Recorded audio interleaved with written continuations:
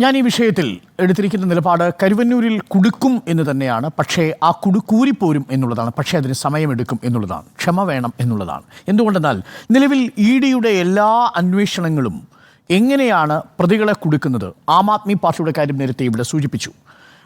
ഇതുവരെയുള്ള കണക്കുകളുടെ ഒരു ചരിത്രം നമ്മളൊന്ന് പരിശോധിച്ചാൽ ഈ അന്വേഷണം തന്നെ ശിക്ഷയായി മാറുന്നതാണ് ഇ ഡിയുടെ കാര്യത്തിലെ ഒരു പ്രധാനപ്പെട്ട രീതി. ഞാൻ പലതവണ പറഞ്ഞിട്ടുള്ളതാണ്, പ്രോസസ് ഈസ് പണിഷ്മെൻറ്റ്. അന്വേഷണം തന്നെ ശിക്ഷയാക്കി മാറ്റുക. ആ അന്വേഷണത്തിൽ തന്നെ പരമാവധി ഡാമേജ് ആരോപിക്കപ്പെടുന്ന പ്രസ്ഥാനത്തിന്, ആരോപിക്കപ്പെടുന്ന വ്യക്തിക്ക് വരുത്തുക. അങ്ങനെ അതിനുശേഷം അതിൽ നിന്ന് രാഷ്ട്രീയ ലാഭം ഉണ്ടാക്കുക എന്നതാണ് ഇ ഡി ഉപയോഗിച്ചുകൊണ്ട് ഈ NDA സർക്കാരിൻ്റെ കീഴിൽ നടത്തിയിരിക്കുന്ന പ്രധാനപ്പെട്ട എല്ലാ അന്വേഷണങ്ങളുടെയും സ്വഭാവം. UPയുടെ കാലത്തും ഇ ഡി ഉണ്ടായിരുന്നു. പക്ഷെ അന്ന് PMLA ആക്ട് ഉണ്ടായിരുന്നില്ല. അതുകൊണ്ട് തന്നെ അതിന് വേണ്ടത്ര മൂർച്ചയും ഉണ്ടായിരുന്നില്ല. UPയുടെയും NDAയുടെയും കാലത്തെ കണക്കുകൾ നമ്മുടെ മുന്നിലുണ്ട്. വളരെ രസകരമായ കണക്കുകളാണ്.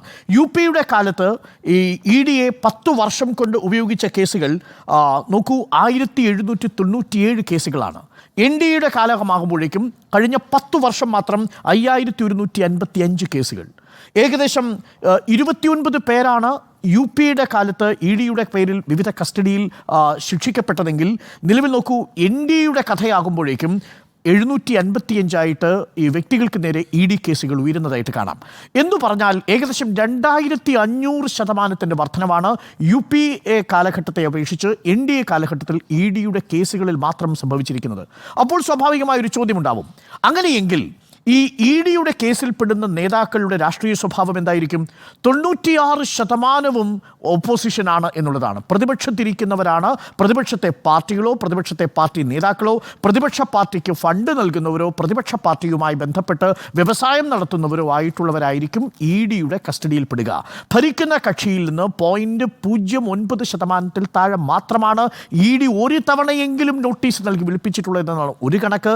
2, ED നോട്ടീസ് നൽകാൻ വിളിപ്പിച്ചവർ പിന്നീട് BJPയുടെയോ NDAയുടെയോ സഖ്യകക്ഷികളായി മാറിയാൽ ആ പ്രോസസ്സ് വളരെ പെട്ടെന്ന് സ്വിച്ചിട്ടതുപോലെ നിലയ്ക്കുന്നൊരു പ്രതിഭാസവും നമുക്ക് കാണാൻ സാധിക്കും. ഇതാണ് പൊതുവെയുള്ള കണക്കുകൾ നമ്മളോട് പറയുന്നത്. ഇനി ഒരു കണക്ക് കൂടി ഞാൻ പ്രേക്ഷകരോട് പറയാം. നമ്മൾ സ്വത്ത് കണ്ടെത്തിയതിനെക്കുറിച്ച് കൂടിയാണല്ലോ ചർച്ച ചെയ്യുന്നത്. ED 2023 വരെ കണ്ടുകെട്ടിയ സ്വത്തുക്കൾ എത്രയാണെന്നറിയാമോ? അതിൻ്റെ ആസ്തി മൂല്യം എന്ന് പറയുന്നത് 1,04,702 കോടി രൂപയാണ്. അത് മരവിച്ചിരിക്കുന്നത്. എന്നാൽ ആ കേസിൽ അറ്റാച്ച് ചെയ്തിരിക്കുന്ന പ്രോപ്പർട്ടി, അറ്റാച്ച് ചെയ്തതിൽ ശിക്ഷാവിധി വന്നതിന് ശേഷം പാർട്ടി കണ്ടുകെട്ടിയിരിക്കുന്ന പ്രോപ്പർട്ടി എത്രയാണെന്നറിയാമോ? 869 കോടി. 1,04,702 കോടി രൂപ മരവിപ്പിച്ച് നിർത്തിയിരിക്കുകയാണ് കഴിഞ്ഞ 10 വർഷമായിട്ട്. വിവിധ പാർട്ടികളുടെ, വിവിധ സ്ഥാപനങ്ങളുടെ, ഈ വിവിധ പാർട്ടികൾക്ക് ഫണ്ട് നൽകുന്ന ഏജൻസികളുടെ. പക്ഷേ 869 കോടി രൂപ മാത്രമാണ് അതിൽ ശിക്ഷിക്കപ്പെട്ട് കണ്ടുകിട്ടുന്നതും സർക്കാരിൻ്റെ ഖജനാവിലേക്ക് കണ്ടുകിട്ടുന്നതും. എന്ന് പറഞ്ഞാൽ അതിൻ്റെ അർത്ഥം എന്താണ്?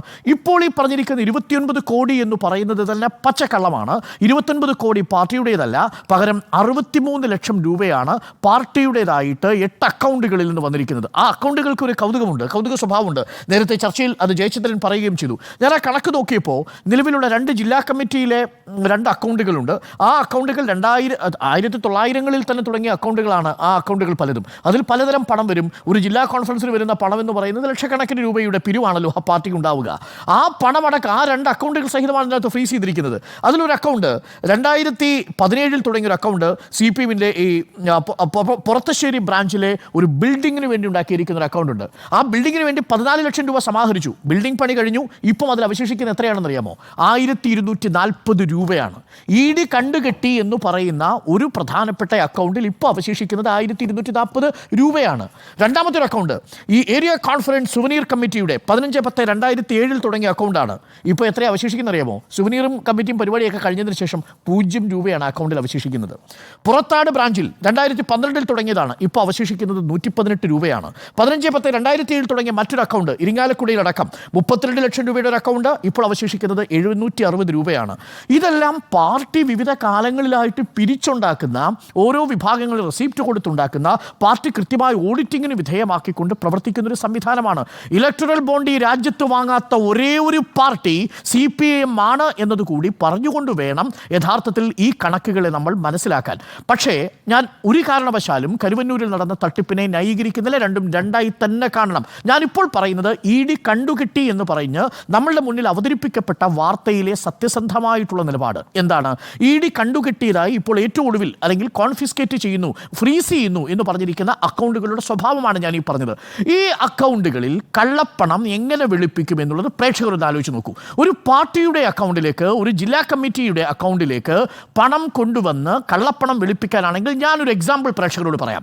2018 ശേഷം ഡിമോണിറ്റൈസേഷന് ശേഷം 5 ദിവസം ഗുജറാത്തിലെ ജില്ലാ സഹകരണ ബാങ്കുകളിലേക്ക് 11 ബാങ്കുകളിലേക്ക് വന്ന തുകയുടെ കണക്ക് 3118 കോടി രൂപയാണെന്ന് വിവരാവകാശ രേഖ പറയുന്നുണ്ട്. ആ BJP ഭരിക്കുന്ന 11 ഗുജറാത്തിലെ ബാങ്കുകളിലേക്ക് ഡിമോണിറ്റൈസേഷൻ സമയത്ത് വന്ന 3118 കോടി രൂപയെക്കുറിച്ച് ഒരന്വേഷണം നടക്കാഞ്ഞത് എന്താണ്? ഇവിടെയാണ് ഗുജറാത്ത് മോഡൽ എന്നൊരു പ്രതിഭാസം പ്രേക്ഷകർ മനസ്സിലാക്കണം. ഗുജറാത്തിൽ BJP അധികാരത്തിലെത്തുന്നതിന് മുമ്പ് കോൺഗ്രസിന്റെ നേതൃത്വത്തിൽ 60 മുതൽ 70% വരെ സഹകരണ സംഘങ്ങൾ പ്രാഥമിക മേഖലയിൽ സാധാരണക്കാരന് ആശ്വാസമായി ഗ്രാമസ്വരാജിന്റെ ആശയത്തിൽ പ്രവർത്തിച്ചിരുന്നു. ഓർമ്മിക്കേണ്ടത് അതാണ്. ആ 60 മുതൽ 70% ട്രാൻസാക്ഷൻ കോൺഗ്രസിന്റെ നേതൃത്വത്തിലാണ് ഗുജറാത്തിൽ നടത്തിയിരുന്നത്. BJP വന്നതിന് ശേഷം അവസ്ഥ എന്താണെന്ന് അറിയാമോ? 25% ചുരുങ്ങി.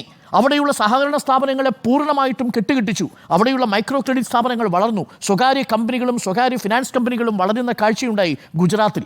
ആ ഗുജറാത്തിലെ തളർച്ചയാണ് നമ്മുടെ മുന്നിലുള്ള ഒരു പ്രധാനപ്പെട്ട പാഠം. ഇവിടെയാണ് മൾട്ടി സ്റ്റേറ്റ് കോപ്പറേറ്റീവ് സൊസൈറ്റികൾ എന്ന പേരിലുള്ള ക്രെഡിറ്റ് സംഘങ്ങൾ ശക്തമായി വരാനുള്ള ഒരു പരിസരം സൃഷ്ടിക്കുന്നുവെന്ന ആർഗ്യുമെൻറ്റും ശക്തമാകുന്നത്. അപ്പോൾ ഗുജറാത്തിലെ ജില്ലാ ബാങ്കിലേക്ക് ഡിമോണിറ്റൈസേഷന് ശേഷം 5 ദിവസത്തിന് ശേഷം 3118 കോടി രൂപ വന്നാൽ അത് കള്ളപ്പണമല്ല, അത് ഏതെങ്കിലും തരത്തിൽ ED അന്വേഷിക്കേണ്ട കേസല്ല. എന്നാൽ 63 ലക്ഷം രൂപ 8 അക്കൗണ്ടുകളിൽ 118 രൂപയും 47 രൂപയും 0 രൂപയുമുള്ള വിവിധ അക്കൗണ്ടുകളിൽ കെട്ടിട നിർമ്മാണത്തിനും പാർട്ടിയുടെ കോൺഫറൻസിനും സുവനീറിനും വേണ്ടി പാർട്ടി സാധാരണക്കാരായ ആളുകളിൽ നിന്ന് പിരിച്ചെടുത്തിരിക്കുന്ന പണം, റെസിപ്റ്റ് കൊടുത്തിരിക്കുന്ന പണം, ഓഡിറ്റ് ചെയ്തിരിക്കുന്ന പണം വന്നാൽ അത് കള്ളപ്പണമാണ് എന്ന് പറയുന്നതിൽ കൃത്യമായ രാഷ്ട്രീയ ലക്ഷ്യമുണ്ട് എന്നതാണ് എൻ്റെ ഒരു ആർഗ്യുമെൻറ്റ്. ഇനി രണ്ടാമത്തെ ആർഗ്യുമെൻറ്റിലേക്ക് വന്നാൽ, കരുവന്നൂരിൽ തട്ടിപ്പ് നടന്നിട്ടില്ലേ? ഈ വാദങ്ങളൊന്നും കരുവന്നൂരിലെ തട്ടിപ്പിനെ നിർവീര്യമാക്കുന്ന ആർഗ്യുമെൻ്റേ അല്ല. കരുവന്നൂരിൽ തട്ടിപ്പ് നടന്നിട്ടുണ്ട്. ആ തട്ടിപ്പ് പാർട്ടിയുടെ ജില്ലാ കമ്മിറ്റിയിൽ ചർച്ച ചെയ്യപ്പെട്ടിട്ടുണ്ട്. അതിൽ അന്വേഷണ കമ്മീഷൻ വന്നിട്ടുണ്ട്. PK ബിജുവും PK ഷാജിനും അടക്കമുള്ളവർ അത് ചർച്ച ചെയ്തിട്ടുണ്ട്. അത് സഹകരണ വകുപ്പിൻ്റെ തന്നെ ഉന്നതാധികാര സമിതി ആ തട്ടിപ്പ് കണ്ടെത്തിയിട്ടുണ്ട്. ഉന്നതാധികാര സമിതി കണ്ടെത്തുന്നതോടുകൂടിയാണ് ആ തട്ടിപ്പ് പുറം ലോകം അറിയുന്നത്, സുരേഷിൻ്റെ പരാതിയിൽ. പക്ഷേ അതിൽ വേണ്ടത്ര അവധാനത പാർട്ടി ആദ്യഘട്ടത്തിൽ കാണിച്ചില്ല എന്ന നിലപാട് എനിക്കുണ്ട്. അതുകൊണ്ട് തന്നെയാണ് ആദ്യഘട്ടത്തിൽ ഇടപെട്ടിരുന്നുവെങ്കിൽ ഇതൊരു റിയൽ എസ്റ്റേറ്റ് ബിസിനസ് ആയിട്ടാണ് ഞാൻ മനസ്സിലാക്കുന്നത്. നമ്മൾ പലതവണ ചർച്ച ചെയ്തതുപോലെ ഈ പറയുന്ന കൊടും ക്രിമിനലുകളായ തട്ടിപ്പുകാർ, പാർട്ടിയുടെ പ്രാദേശികമായിട്ടുള്ള ഘടകങ്ങളിൽ അംഗമായിരുന്നവർ അടക്കം ഈ സ്ഥാപനത്തിൽ ഏകദേശം 103 വർഷത്തിൻ്റെ ചരിത്രമുള്ള കരുവന്നൂർ സഹകരണ ബാങ്കിൻ്റെ പ്രധാനപ്പെട്ട അധികാര കേന്ദ്രങ്ങളിലേക്ക് എത്തുകയും അവർ ഏകദേശം 300 കോടി രൂപയെന്ന് പറയുന്നു, 180 കോടിയെന്നും 228 കോടി രൂപയെന്നും വ്യത്യസ്ത കണക്കുകൾ പറയുന്നു. ഈ കോടിക്കണക്കിന് രൂപകൾ ഒരു വ്യക്തിയുടെ അക്കൗണ്ടിലേക്ക് പലതരത്തിൽ ചട്ടലംഘനം നടത്തി സ്വരൂപിക്കുകയും അത് റിയൽ എസ്റ്റേറ്റ് ബിസിനസ്സിൽ നിക്ഷേപിക്കുകയും ചെയ്യുന്നു. ഡിമോണിറ്റൈസേഷൻ വന്നപ്പോൾ റിയൽ എസ്റ്റേറ്റ് ബിസിനസ് ബ്ലോക്ക്, ഈ പണം മുഴുവൻ ഫ്രീസ് ആവുന്ന അന്തരീക്ഷം ഉണ്ടാവുന്നു. അവിടെ മുതലാണ് ഈ തട്ടിപ്പ് ആരംഭിക്കുന്നത്. അവിടെയാണ് യഥാർത്ഥത്തിലുള്ള നമ്മളുടെ പ്രശ്നം കിടക്കുന്നത്. ഡിമോണിറ്റൈസേഷൻ വന്നില്ലായിരുന്നെങ്കിൽ, ഈ പണം ഇതേപോലെ റിയൽ എസ്റ്റേറ്റിൽ ബ്ലോക്ക് ആയില്ലായിരുന്നെങ്കിൽ ഇന്നും കരുവന്നൂരിൽ ഈ തട്ടിപ്പ് തുടരുമായിരുന്നു എന്നതാണ്. ഈ മണി സർക്കുലേഷൻ ഫ്ലോയാണ് ഈ തട്ടിപ്പ് നടത്താൻ ഇവരെ പ്രേരിപ്പിച്ചത്. ഒപ്പം ഈ വെളപ്പായ സതീഷ് എന്നൊക്കെ പറയുന്ന രീതിയിലുള്ള എക്കണോമിക് ഫ്രോഡ് നടത്തുന്നവരുടെ സാന്നിധ്യവും. ഇത് പാർട്ടി എന്തുകൊണ്ട് മനസ്സിലാക്കിയില്ല എന്നതാണ് ജില്ലാ കമ്മിറ്റിയോടുള്ള നമ്മളുടെ ചോദ്യവും. പക്ഷേ പാർട്ടി അതിൽ പരിഹരിക്കാൻ ശ്രമിക്കുന്നു. അത് പാർട്ടി വളരെ വേഗം കൺസോർഷ്യം രൂപീകരിക്കുന്നു. പാർട്ടി തന്നെ ഇടപെട്ടുകൊണ്ട് ഉന്നതാധികാര സമിതിയെ തീരുമാനിക്കുന്നു, പ്രത്യേക അന്വേഷണ കമ്മീഷനെ തീരുമാനിക്കുന്നു. PK ബിജുവിൻ്റെയും PK ഷാജിൻ്റെയും റിപ്പോർട്ട് വരുന്നു. അതിൽ അച്ചടക്ക നടപടി ഉണ്ടാവുന്നു. ഭരണസമിതിയെ പുറത്താക്കുന്നു. ക്രൈംബ്രാഞ്ച് കേസെടുക്കുന്നു. ക്രൈംബ്രാഞ്ച് കേസെടുത്ത് അറസ്റ്റ് ചെയ്യുന്നു. 4 പേർ ഇപ്പോഴും ജയിലഴിക്കുള്ളിൽ കഴിയുന്നു. പക്ഷേ അതിൽ കുറച്ചുപേർ പുറത്തു വന്നു. പുറത്തു വരുമ്പോഴും പാർട്ടിയുടെ പ്രതിച്ഛായ ഈ ഇരിങ്ങാലക്കുടയിൽ മാത്രമല്ല, തൃശ്ശൂരും കരുവന്നൂരിലും നഷ്ടപ്പെട്ടു പോകുന്നതിൻ്റെ കാരണം അത് സൃഷ്ടിച്ചിരിക്കുന്ന മനുഷ്യാവകാശ മൗലികാവകാശ ലംഘനങ്ങളുടെ പ്രിസമുണ്ട്. അവിടെയാണ് ഫിലോമിന നമ്മളുടെ മുന്നിൽ ഒരു ചോദ്യചിഹ്നമായി നിൽക്കുന്നത്. മാപ്രാണം സ്വദേശിയായ ജോഷി ദയാവധത്തിനു വേണ്ടി അപേക്ഷിച്ച് നിൽക്കുന്ന കാഴ്ച ഒരു പാർട്ടി പ്രവർത്തകന് താത്വികമായി വിശദീകരിക്കാൻ കഴിയില്ല. അവിടെയാണ് അത്തരം വീഴ്ചകൾ പാർട്ടി കണ്ടില്ല എന്ന് നടിച്ചത് പ്രാഥമികമായി ഒരു വലിയ തിരിച്ചടിയായി മാറിയിട്ടുണ്ട്. അതിൻ്റെ വിലയാണ് പാർട്ടി ഇപ്പോൾ കൊടുക്കുന്നത്. പ്രതികൂലമായ ദേശീയ സാഹചര്യത്തിൽ ഇത്തരം അന്വേഷണ ഏജൻസികൾ PMLA പോലെയുള്ള ഒട്ടും ലോജിക്കലല്ലാത്ത ഒരുപക്ഷെ ബ്ലാക്ക് നിയമങ്ങൾ എന്ന് ഈ സുപ്രീം കോടതി തന്നെ ഇപ്പോൾ പുനഃപരിശോധിക്കാൻ വേണ്ടി നിശ്ചയിച്ചിരിക്കുന്ന PMLA ആക്ടിലെ വകുപ്പുകൾ പ്രകാരം പാർട്ടി കൊടുക്കാൻ ശ്രമിക്കുന്നത്. ഈ കുടുക്കൽ എന്ന് പറയുന്നത് കുറച്ചുനാൾ ഒരു നിയമ പോരാട്ടമായി തന്നെ തുടരും. ഞാൻ സൂചിപ്പിച്ചതുപോലെ 1 ലക്ഷം കോടിയിലധികം രൂപ ഫ്രീസ് ചെയ്തിരിക്കുന്ന ED 869 കോടി രൂപയുടെ കാര്യത്തിൽ മാത്രമേ തീർപ്പ് കൽപ്പിച്ചിട്ടുള്ളൂ. കുറച്ചുനാൾ നീളുന്ന ഒരു നിയമ പോരാട്ടമാണ്. ഞാൻ അവസാനിപ്പിക്കും മുമ്പ് ഒരു കാര്യം കൂടി പ്രേക്ഷകരോട് പറയാം. പ്രേക്ഷകരും നമ്മളെല്ലാവരും ആഘോഷിച്ച ഒരു വാർത്തയുണ്ടായിരുന്നല്ലോ തൃശ്ശൂരിൽ നിന്ന് 1 കോടി രൂപ കണ്ടുകിട്ടിയത്. സ്മൃതി, ആ 1 കോടി രൂപ എവിടെ പോയി? ആ 1 കോടി രൂപ എന്താ യഥാർത്ഥത്തിൽ സംഭവിച്ചത്? ബാങ്ക് ഓഫ് ഇന്ത്യയിലെ ഒരു ഉദ്യോഗസ്ഥൻ്റെ ക്ലറിക്കൽ മിസ്റ്റേക്ക് ആയിരുന്നു. എന്തായിരുന്നു ആ ക്ലറിക്കൽ മിസ്റ്റേക്ക്? പാൻ നമ്പറിൽ ഒരക്ഷരം മാറിപ്പോയി. സഹകരണ ബാങ്കിലല്ല, ബാങ്ക് ഓഫ് ഇന്ത്യയിൽ, ഷെഡ്യൂൾ ബാങ്കായ ബാങ്ക് ഓഫ് ഇന്ത്യയിലെ ഒരു ഉദ്യോഗസ്ഥന് പാർട്ടിയുടെ പാൻ നമ്പർ എഴുതിയപ്പോൾ സംഭവിച്ചു പോയ ഒരു ഗ്രാമാറ്റിക്കൽ എറർ. ആ ഗ്രാമാറ്റിക്കൽ എറർ വെച്ചാണ് ED ആ അക്കൗണ്ട് ഫ്രീസ് ചെയ്ത് 1 കോടി രൂപ ഇന്നും റിലീസ് ചെയ്തിട്ടില്ല. ഈ നിമിഷം ബാങ്ക് ക്ഷമാപണം നടത്തി. ഈ നിമിഷം വരെയും ആ 1 കോടി രൂപ പാർട്ടിക്ക് അവകാശപ്പെട്ട പണം റിലീസ് ചെയ്തിട്ടില്ല.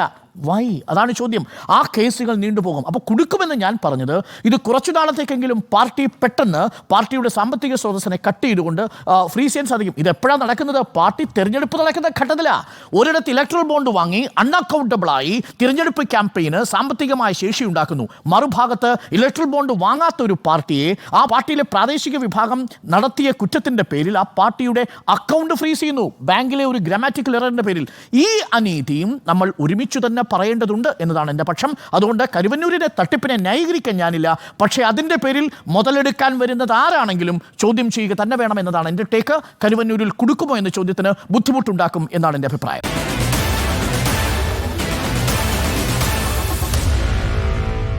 Meet the editors.